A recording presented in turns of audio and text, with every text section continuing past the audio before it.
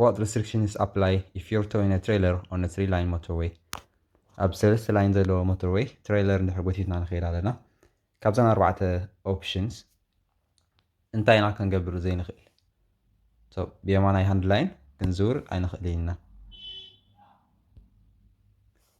How will a heavy load on your roof rack affect your vehicle handling? ኣብ ልዕልታ መኪና ኣብቲ ሩፍ እንድሕር ከቢድ ፅዒናያ እንታይ ከጋጥም ይኽእል ብለና ኣሎ? ብፍላይ ኣብ ኣንጎሎ ናብ ገለ ክዘጥእ ትኽእል እያ ንየማን ተኾይና እንትወ ናብኡ ክዘጥእ እያ ንፀጋም ተኾይኑ ከዓ ናብኡ ማለት እዩ. So it will reduce stability. How should a load be carried on your roof rack? ኣብ ሩፍ ወይ ኣብ ልዕልታ መኪና ንፅዕኖ ከመይ ኢሉ ክፀዓን ክኽእል ኣለዎ ብለና ኣሎ?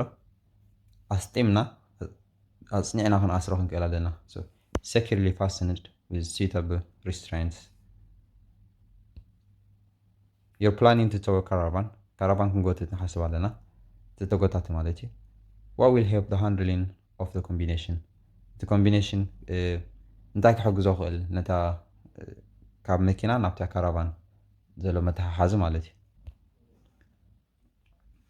So stabilizer ዝበሃል ኣሎ ንዕኡ መተሓሓዚ ካብታ መኪና ናብቲ ትሬይለር መተሓሓዚ ስቴብል ገብሮ የማነ ፀጋም ከይትኸይታ ክሳ ማለት እዩ.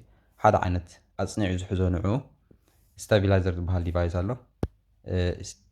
If a stabilizer fitted to the tow bar is going to be stable.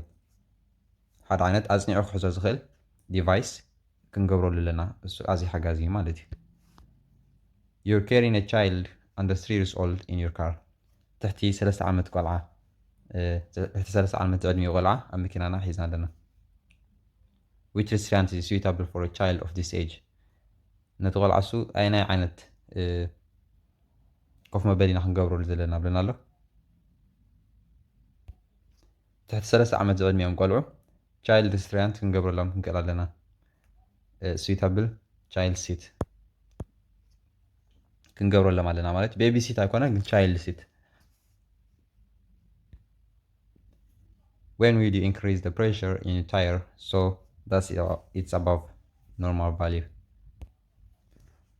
ጎማ ልዕሊ ዓቐን ክንፍሓሉ ዘድልየና ምክንያት እንታይ ይብለና ኣሎ? ማራ ኣኽቢድና እንድሕር ንፃና ኣለና እታ መኪና ኣዚና ክነፍሖ ንኽእል ኢና ነቲ ጎማ. So when carrying a heavy load. What safety device must be fitted to a trailer braking system? ነቲ braking system ናይ ትሬይለር ነታ ተጎታቲት ማለት እዩ እንታይ ሴፍቲ ዲቫይስ ክንገብረላ ኣለና ይብለና ኣሎ? ካብዘን 4 ብሬካዊ ኬብል ትኾን ብሬካዊ ኬብል ከምዚ ናይ መፍትሕ ናይ መኪና ናይ ሳይክል መእሰሪ ከምኡ ዓይነት ተመሳሳሊ እዩ. እንታይ ይበሃል ኣለዎ ከምዚ ዓንቃሪቦ ምሳሌ መትሓዚ ኣለዎ እሲ ብሬካዊ ኬብል.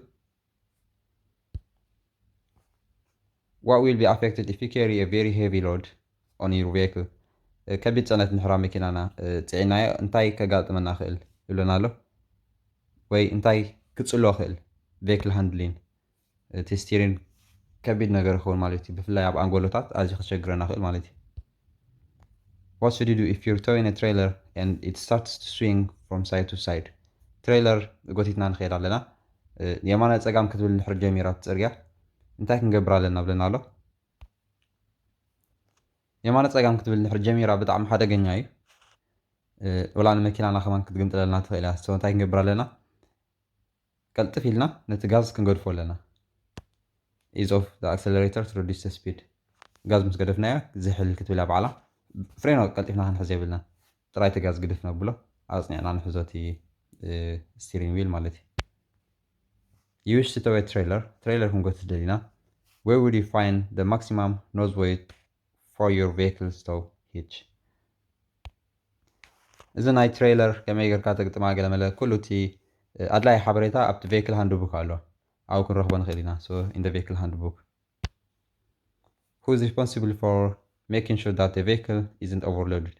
እታ መኪና ልዕሊ ዓቐን ተፃዒና ኣላን የላን ሓላፍነት ዝወስድ መን እዩ ይብለና ኣሎ? እቲ ኣውቲስታ ይኸውን ምክንያቱ እሱ እዩ ክዝውራ. Are passengers allowed to ride in a caravan that's been towed? ኣብቲ ካራቫን ኣብቲ ተጎታቲ ሰባት ይፍቀዱ ድዮም ኣብኡ ክስቀሉ ይብለና ኣሎ። ኣብኡ ዝኾነ ሰብ እንድሕር ሰቂልና ብጣዕሚ ሓደገኛ እዩ። ምክንያቱ ከቢድ ነገር እቲ ካራቫን ከቢድ ክኸውን እዩ። የማነ ፀጋም ኣብ ትብለሉ ወይ ኣብ ትጥወየሉ ኣዝዩ ሓደገኛ ስለ ዝኸውን እታ መልሳ ኖት ኣት ኤኒ ታይም። ሕራይ እምበር ኩሉ እቲ ቪድዮታት ኩሉ እቲ ሕቶታት መሊስናዮ ናይ መወዳእታ ኣርእስቲ እዚኣ ነይራ። ክሳብ ሕጂ ከምዚ ኢሉ ዘወዳእና እግዚኣብሔር መስገን ማለት እዩ። ጠኒልኩም ተኸታተልኩምኒ የቐኒየለይ ስለቲ ኮመንትኩም ደገፍኩም ብልቢ እንዳመስገንኩ ብካልእ ትሕዝቶ ሞክ ቴስት ገለ ክገብር ክፍትን እየ ዝበልኩሞ ሕቶታት እንተለኩም ኣብ ኮመንት ፃሓፉለይ ክምልሰልኩም ነቲ ትደልይዎ ኩሉ በሪሂልኩም ፈተና ክትኣትዉ ክሕግዘኩም ኣነ ዓቕመይ ክገብር ቃል ኣቱ ማለት እዩ። የቐኒየለይ